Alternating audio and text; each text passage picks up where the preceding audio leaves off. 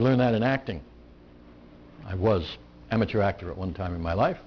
At one time in my life. And one of the things I learned very, very well, was very important, was to ad-lib. It didn't make any difference whether you made a mistake. What mattered was how fast you were able to recover. Because there's a curious thing about mistakes, and I know a lot of people, they base their self-esteem on trying some idea of perfection. People will ignore the mistakes if you don't give them any attention and just immediately make a correction. We could be talking here and I could do something like that and keep on talking about what I'm talking about and go on about more things about self-esteem, and everybody's forgotten that I dropped a stick. People will not pay attention to the mistakes if you don't. Right? You just recover and go on like nothing happened.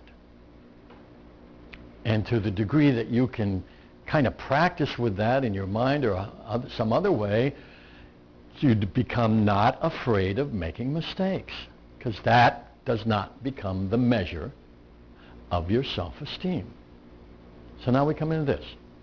Self-esteem is your perception of yourself in relation to other people.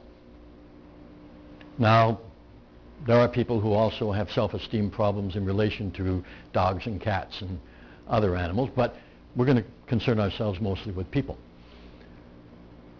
It's your relation to other people in certain circumstances. Now, what's really good for you to know yourself is, what is your measure? How are you measuring how good you allow yourself to feel about yourself? Because that's what it becomes. Is there anybody out there, up there, down there, anywhere, who's telling you how to feel about yourself? Oh, some people may do it, but that's just their opinion. It's whether you listen to that and how you apply it to yourself, that really counts. Okay? It's your self-esteem. You can base it on, your measurement might be whether people smile at you. Your measurement might be whether people do things for you. Your measurement might be whether you make mistakes or not, what you have decided is a mistake. Your measurement can be all kinds of things. Being aware of what your measurement, how do you measure how good you feel about yourself, how good you allow yourself to feel. People talk about unconditional love. And they talk it like this is a wonderful thing to have for everybody. I don't agree with that. I know there are people in the world that I definitely am not going to have any unconditional love for. Okay? And that's fine with me. Okay? But if you want to learn unconditional love, and I do my best to apply it this way, start with yourself. Start with yourself. There's no point in trying to do unconditional love with other people until you've got it mastered in relation to yourself. And there's something for several lifetimes. Okay? So try it out. Hey, how does this stuff really work?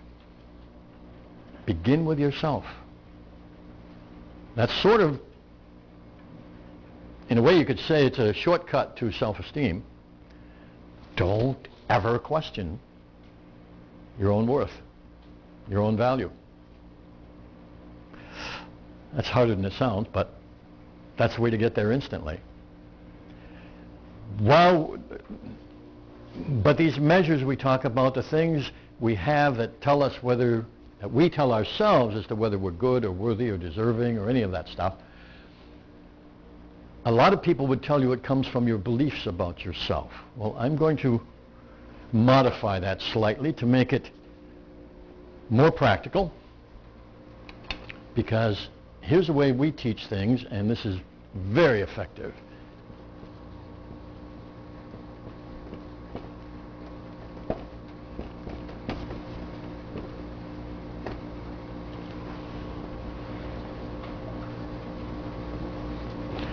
Beliefs equal rules.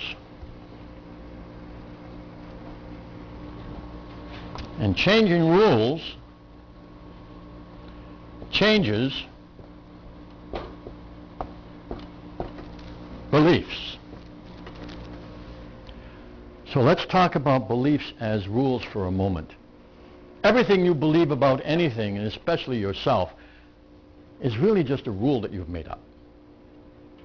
Now, you may have made that up based on what you've heard from other people as you grew up, based on what people are saying or have said, based on your interpretation of things, but it's basically a rule. That's what a belief is. Even when you believe something with your whole heart and soul, it's because you have a rule that says that's true. The person next to you might not have the same rule. You might be totally convinced, but you're totally convinced because you have made a rule and you do not question it. That's what total conviction is. When you look at these things, all these beliefs you have about yourself and about life and about people and everything, when you look at them as rules that you've made up, then you have the option of keeping the rules or changing the rules. And it's much, much easier than trying to deal with something as difficult to understand as a belief. Because that's a kind of a vague term. Okay? But when you can interpret that as a rule, oh, okay, well, I have a rule about myself that says when I do such and such, my self-esteem has to lower. You can change the rule. There used to be a rule, just tell you this, a lot of rules that we use in society, there used to be a rule that heavier than air craft could not fly. And among others, the Wright brothers decided they were not going to follow that rule. And they found a way to make it happen anyway. If they had accepted that rule, which science said was truth, then we wouldn't have, a lot of you wouldn't be here today. Okay? And I wouldn't be able to teach all over the world. Okay? There was a rule not too many years ago that said no one can run a mile faster than 4 minutes, or less than 4 minutes. Okay? And a man named Roger Bannister decided not to accept that rule.